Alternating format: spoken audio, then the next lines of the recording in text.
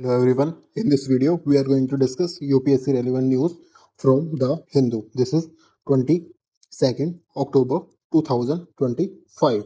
Let's discuss. First news is related to polity and governance, and it is preventive detention and liberty. Sonam Wangchuk case.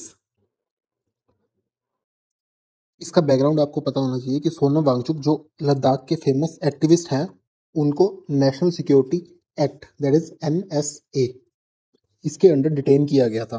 NSA एक preventive detention law है, मतलब offence commit होने से पहले ही detention up to 12 months.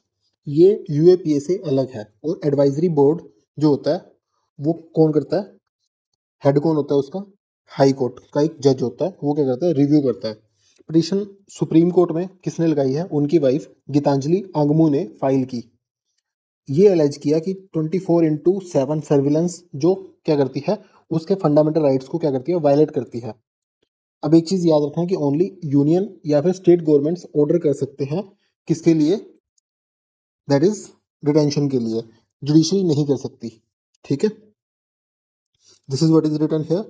NSA preventive detention before an offense is committed, allowed for up to 12 months under NSA preventive detention law, separate from the UAPA, reviewable by advisory board headed by High Court judge. Gitanjali Angumu, wife of Ladakh activist Sonam Wangchuk, detained under the NSA. Okay, key allegations क्या है? 24/7 surveillance, violating the fundamental rights. And do remember कि only union and state governments can order NSA detention, not judiciary. Okay. And next news is Kerala High Court on Sabrimala gold plating scam. Background पता होना चाहिए। Sabarimala temple में gold plated idols की क्या हुई? चोरी हुई। तो हाई कोर्ट ने SIT को इन्वेस्टिगेट करने का ऑर्डर दिया क्रिमिनल कॉन्स्पिरेसी के लिए। ठीक है, अब यहाँ पे कंसेप्ट ये है कि temple trust public religious institutions हैं और अकाउंटेबल है under article 26D for property administration के लिए। ठीक है, एंड की ट्रैप याद रखना कि आर्टिकल 26 डिनोमिनेशंस के कलेक्टिव राइट्स को प्रोटेक्ट करता है, इंडिविजुअल्स के नहीं। ठीक है, so this is what is written here. Directive SIT to investigate criminal conspiracy behind theft of gold plated idols. Concept temple trust are public religious institutions. तो ये स्टेटमेंट बन सकती है कि क्या वो टेम्पल ट्रस्ट होते हैं, पब्लिक रिलीजियस इंस्टीट्यूशंस होते हैं या नहीं। Accountable under the article 26D, right to administer property. And do remember article 26 protect collective right of denominations, not individuals. तो यहाँ पे PT का एक पॉइंटर बन सकता है कि क्या इंडिविजुअल्स के प्रोटेक्ट करता है या फिर कलेक्टिव राइट्स को। तो याद रखना है किसको प्रोटेक्ट करता है? Collective right. Next is freedom of assembly versus public order. अभी कल पढ़ा था हमने RSS का जो मार्च था उसको बैन किया गया था इन तमिलनाडु। ठीक है, कीवर्ड्स याद रखना। Article 19(1) sub clause B public order restriction, 19(1)B right to assemble peaceably and without arms, public order restrictions allowed under article 19(3). तो ये PT पॉइंटर है। ठीक है, distinct from the law and order concerns. Ground for ban possible communal tensions, क्योंकि इस root के ऊपर काफी भीम आर्मी, RSS सबका क्या था? मार्च था। ठीक है, legal authority police citing CRPC section 144 and police act powers, restriction under 19 clause 3 for public order not the law and order. ठीक है, तो पब्लिक ऑर्डर के लिए की जाती है restrictions, not for law and order.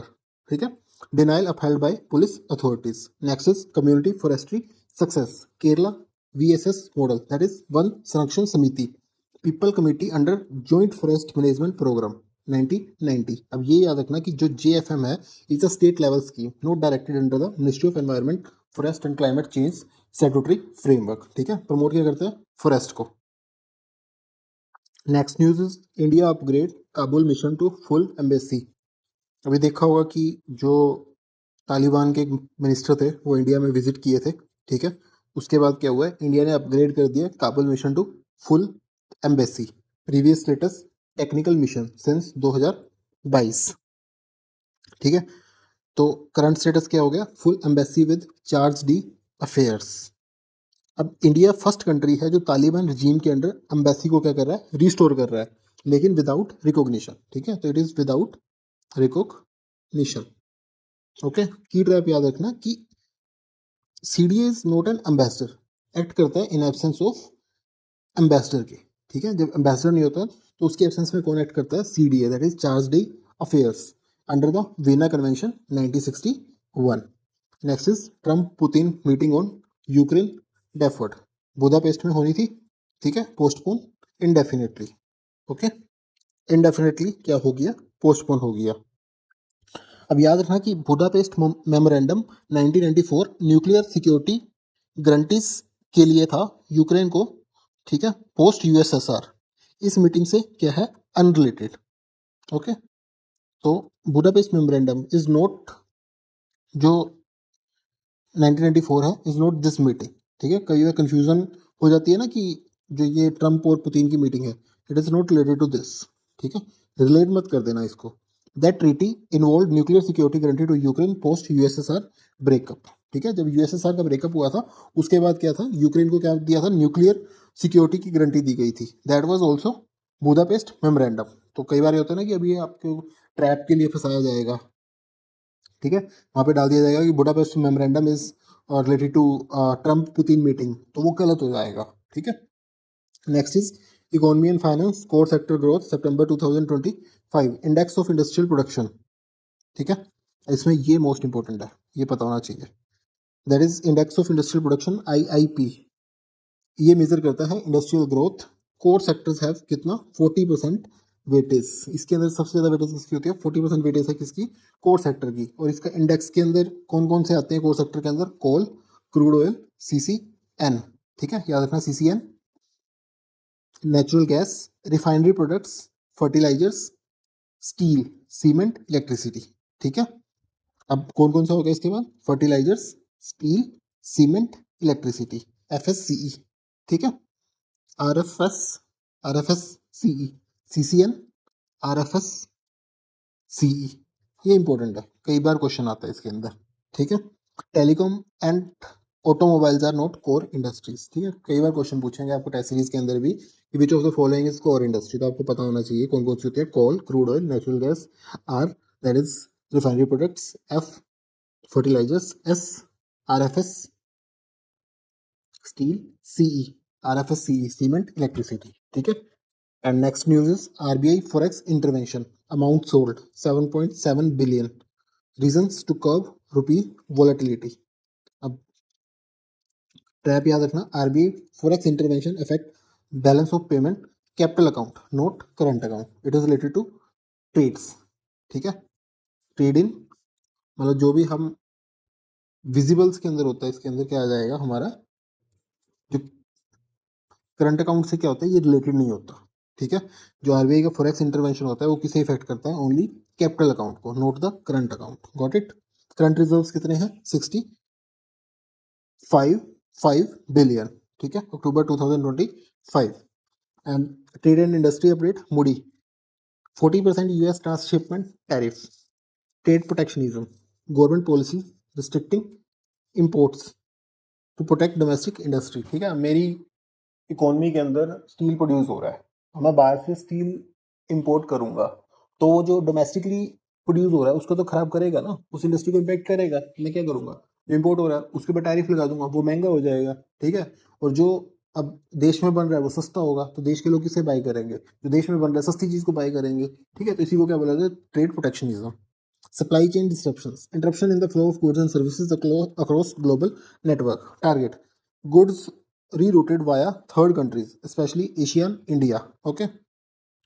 Affected sectors कौन कौन से होते हैं? Machinery, electronic, semiconductor, supply chains.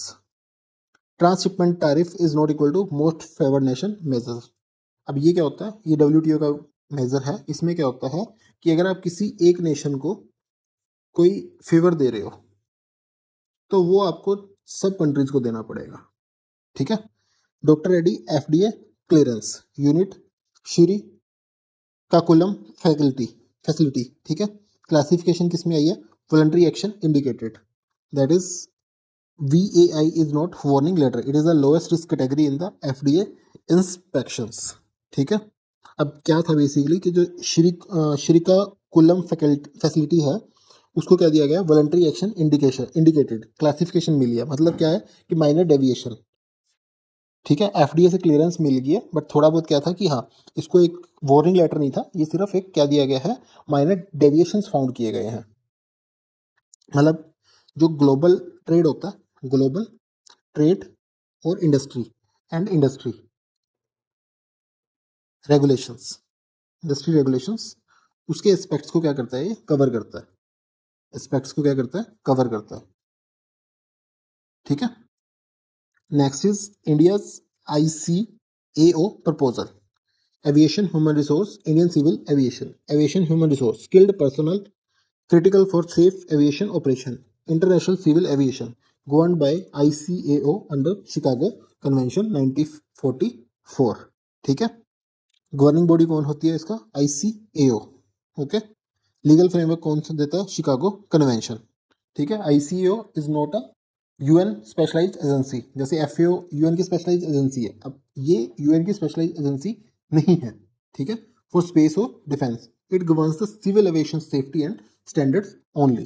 ठीक है, ऑब्जेक्टिव क्या था इसका, कि प्रिवेंट करना Gulf and South East Asian airlines from hiring trained Indian pilots aggressively. ठीक है, तो India's ICAO proposal, pilot coaching curve, कि जो इंडिया के पायलट्स होते हैं उनको क्या हो, उनको एग्रेसिवली हायर ना किया जाए। ठीक है, next is Delhi air quality index, green cracker technology. अब इसके अंदर पीटी पॉइंटर काफ़ी सारे हैं। ठीक है, आपको पता होना चाहिए। AQI 0 से 50 गुड। ठीक है, 401 से 500 सीवियर। ग्रीन क्रैकर्स क्या यूज़ करते हैं, पोटेशियम नाइट्रेट। अब यहाँ पे आपको पता होना चाहिए क्या टेक्नोलॉजी यूज़ करते हैं, पोटेशियम, कौन सा केमिकल यूज़ करते हैं, potassium nitrate, not the barium nitrate. और डेवलप कौन करता है इसे, CSIR नीरी। ठीक है, green cracker proved ineffective as per climate trends 2025 report, developed by CSR NEERI, not DRDO। ठीक है, potassium nitrate based, not the barium nitrate. ठीक है, India fertility rate, data versus reality, total fertility rate, demographic transition, total fertility rate, average number of children per woman, replacement level कितना होता है, 2.1। ठीक है, demographic transition, India is in the stage 3, low fertility, moderate mortality. Okay, study किसने की थी, by Delhi school of economics. अब इस स्टडी के क्लेम क्या है, under reporting in urban and migrant areas, की जो फर्टिलिटी रेट है उसकी क्या हो रही है, अंडर रिपोर्टिंग हो रही है। ठीक है, रिप्लेसमेंट फर्टिलिटी याद रखना 2.1 होती है। ठीक है, India enter the stage 3 of the demographic transitions.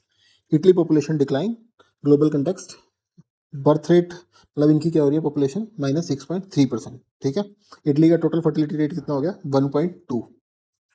Okay, that is average number of children per women. तो वहाँ पे कितना है, सिर्फ 1.2।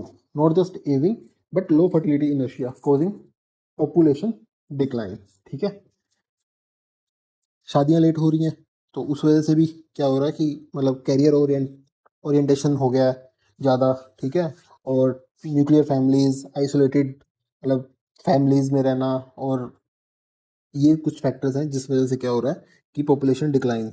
ठीक है, अब सारा क्या है, prelims quick recap grid, preventive detention NSA up to 12 months not under the UAPA, Sabarimala probe, high court under order SIT। ठीक है, article 26 community rights, RSS march ban, article 19(3) restriction, public order, not law and order, India Afghanistan embassy restore CDA rank, CDA is not ambassador, core sector 8 industries, 40% IIP weight, telecom not included, RBI for excel कितने की है, $7.7 billion, impact capital account, note the current account, green cracker, potassium nitrate based, note barium nitrate, ICAO Chicago convention 1944, note a UN defence body, total fertility rate 1.99 versus 2.1 replacement rate confusion, Moody tariff 40% on rerouted goods, note most favored nation based. Okay, so this was all about today news. Thanks for watching.